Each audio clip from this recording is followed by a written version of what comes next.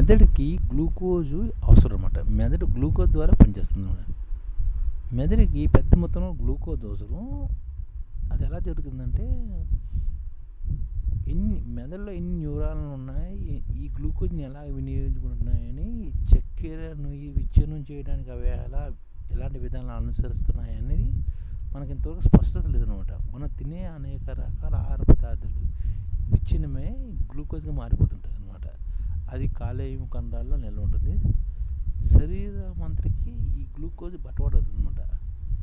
కణాలు వీటిని గ్రహించి స్వీయ రసాయన ఇంధనంగా వాడుకుంటామట.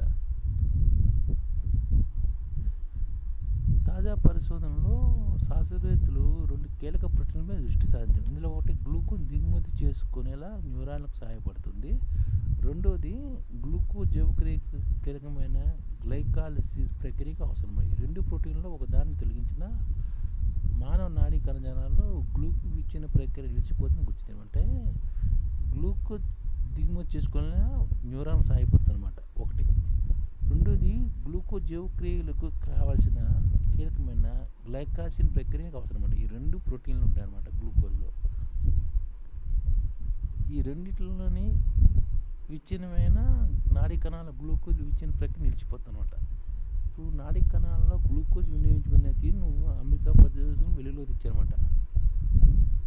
నాడీ సంబంధ వ్యాధులు కొత్త చికిత్సలు అందించడానికి ఈ పరిశోధన ఉపయోగపడుతుందన్నమాట.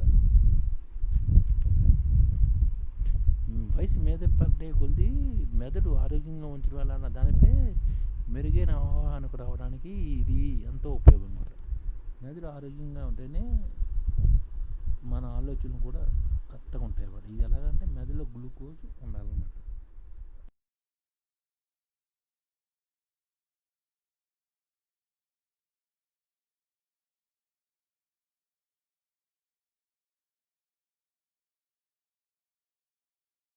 ఈ ఛానల్ ముఖ్య ఉద్దేశం ఏంటంటే మన తెలుగు రాష్ట్రాల్లో 1 కోటి మందికి సంఘటిత రంగాల్లో ఏ విధంగా ఉద్యోగాలు ఇవ్వవచ్చు, కనీస నెల జీతం 30,000 వరకు ఏ విధంగా ఇవ్వవచ్చు, ఏ విధంగా చేస్తే ఉద్యోగాలు సృష్టించబడతాయో వివరిస్తూ ఈ ఛానల్ వీడియోలు వస్తాయి. అలాంటి వీడియోలు మీకు కావాలంటే మన ఐడిఎఫ్ భాస్కర్ ఛానల్ని సబ్స్క్రైబ్ చేసుకోండి. ఐడిఎఫ్ అంటే ఇండియన్ డెవలప్మెంట్ ఫోర్స్.